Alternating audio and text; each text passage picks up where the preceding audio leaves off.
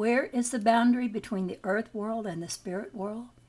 Upon the instant of my passing, of which you will remember I was fully conscious, when I arose from my bed in response to a very definite urge, at that moment I was in the spirit world. The two worlds then must interpenetrate one another.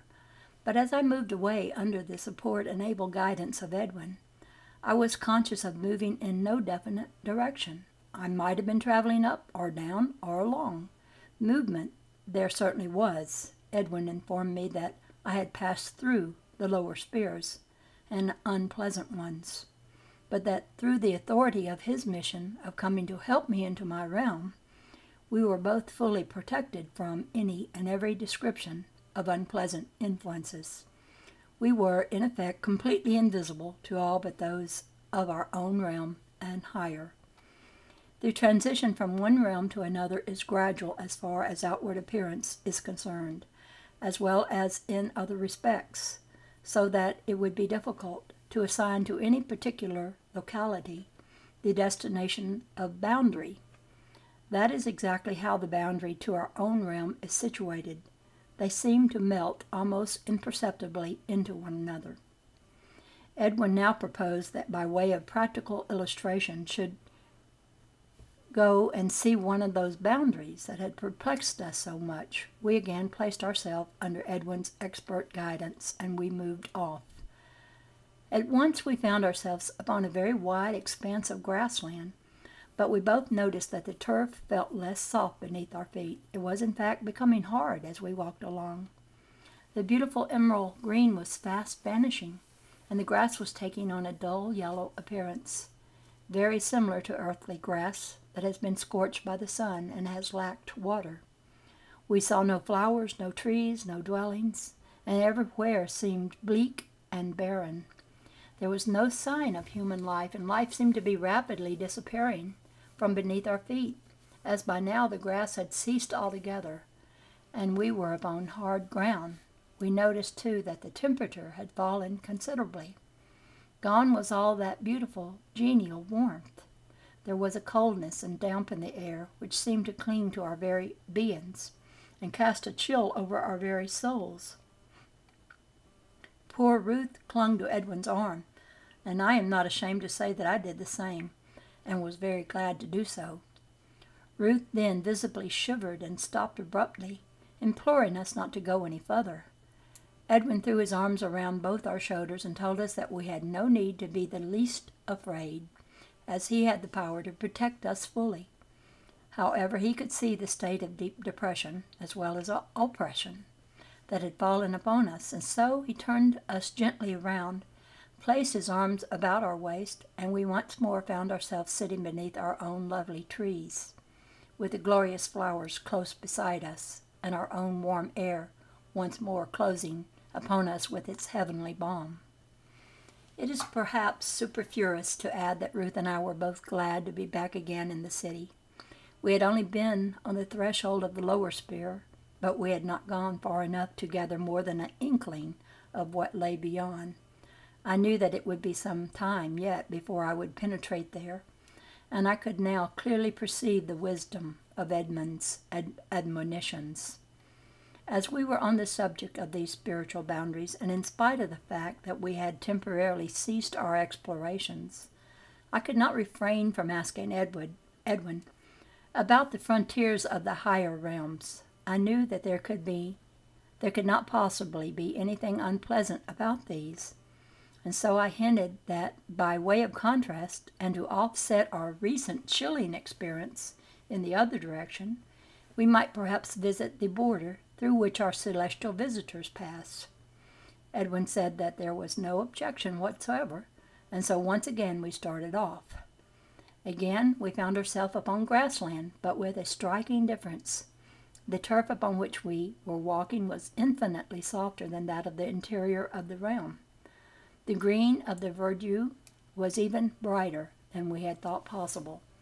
The flowers were growing in still greater profusion, and the intensity of color, of perfume, and of health-giving power transcended anything we had encountered. The very air seemed to be imbued with rainbow tints. There were few dwellings at the spot where we were immediately standing, but behind us were to be seen some of the most stately and beautiful houses I have ever seen. In these houses, so our friends told us, live wondrous souls who, though nominally belonging to our own realm, were by virtue of their spiritual progression and particular gifts and work in close contact with the higher realms into which they had full authority and the requisite power to pass upon their various occasions. Edwin promised that we should return to this place after we had seen as much of the city as we wished, and there we could discuss, in one of the houses, my future work as well as Ruth's. He had taken Ruth under his wing, and for her part she expressed her gratitude for his kindness in doing so. It had several times crossed my mind that what form of spiritual work I could engage myself upon as soon as I had become sufficiently familiar with the new life and the new land. Just as we had been heavy with chill and oppression at the borderline of the dark spheres, so were we now warmed and filled with such an elation that we were almost silent in wonderment. As we moved along, bathed in radiance, we felt such a spiritual exhilaration that Edwin's description of the visitations of personages from the higher realms at once came to my mind, and I almost knew what to expect when I should be fortunate enough to witness such a visitation. Standing here, one had the overwhelming desire to strive for that progression that would entitle one to inhabit one of the lovely houses, and to qualify for the honor of serving one of the dwellers in these higher spheres at whose gateway we were standing. We walked a little way forward, but we could proceed no further. There were no visible barriers, but we felt that we could not breathe if we went onward. The whole atmosphere was becoming so much the more rarefied the further we penetrated that in the end we were bound to retrace our steps onto our own ground.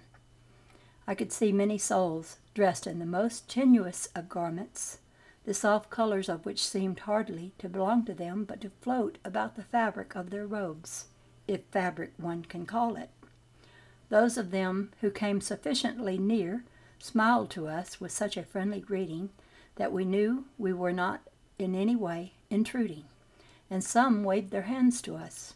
My friend told us that they were aware of our purpose here, and for that reason they would not approach us. They would allow us to enjoy our experience by ourselves, and quietly to absorb the beauties and the splendors of this wonderful borderland. And so, rather reluctantly, we turned and we quickly found ourselves back in the city of our former spot under the trees. We both felt more buoyant than ever after this brief visit, and I am sure Edwin did too, notwithstanding his having been in spirit much longer than we had. We did not speak for a little while after our return, each of us engaged upon our own thoughts, and when we finally broke our silence, it was to ply our good Edwin with questions. To enumerate all these questions would be tedious, so I will give, in a consecutive form, Edwin's answers as a whole.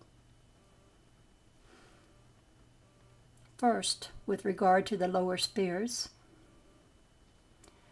whose threshold had so depressed us, I have since visited them in company with Ruth and Edwin, and I have made expeditions through them, just as we are now making through our own realm. I therefore do not want to anticipate what I wish to say later as to our experiences there. For the present, then, I will only say that when we paid our visit to the boundary, we made our way there directly and rapidly, and we had no consciousness of the intermediate states through which we passed. It was for this reason that our sudden change of environment was so noticeable. Had we made our progress slowly, we should have perceived the gradual decline of all those pleasant and enjoyable features that constitute the heaven of this realm, and those who dwelt within this area of decline are in the same relative position to ourselves in respect of movement. They would be inhibited from passing higher, just as we were on the borders of that higher realm. The same conditions obtained in our journey to the borders of the higher realm. We traversed the distance so quickly that we were unable to observe the gradual alteration in our surroundings. Otherwise, we should have seen the country taking on a higher degree of etherealization, a great intensification of color and brightness, observable not only in the physical features of the realm, but also in the spirit raiment of those whose homes approximated the more closely to the border. To visit the lower realms, it is necessary to have, for one's own protection, certain powers and symbols of which Edwin told us he was in full possession. Such places are not for curiosity seekers, and no one would be foolish enough to go there for any purpose other than a legitimate one. Those who wander in that direction alone, without authority, are soon turned back by kindly souls, whose work it is to save others from the perils that lie beyond. Many souls are continuously passing backward and forwards across that sad border in the performance of their work. It is true that we saw no signs of anyone near us when we were there, but like ourselves, when we made our journey there, they moved quickly to their destination. At the border to the higher realms, there is no need for such sentinels to keep others from crossing, because the natural law prevents it. When those of a lower realm travel to a higher, it is always by authority, either vested in the traveler or in some other person of a higher sphere, who will act as escort. In the former case, such authority takes the form of symbols or signs that are given to the holder, who will always and upon every occasion receive, even unasked, every assistance he may need. Many of these symbols have the power in themselves of preserving the traveler from the overwhelming effects of the higher spiritual atmosphere.